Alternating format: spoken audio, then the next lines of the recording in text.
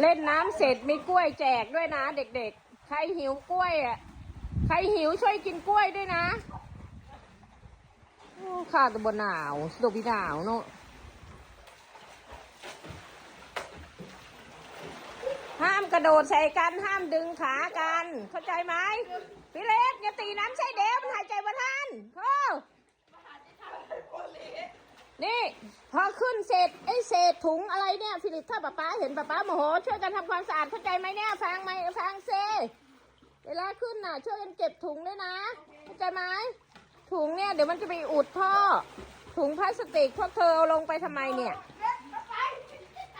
เข้าใจไหมห้ามกระโดดใส่เดี๋ยวเด้อห้ามกระโดดห้ามดึงขาเดี๋ยวห้ามกดโถเดี๋ยวเข้าใจบ่จะฟังใช่ไหม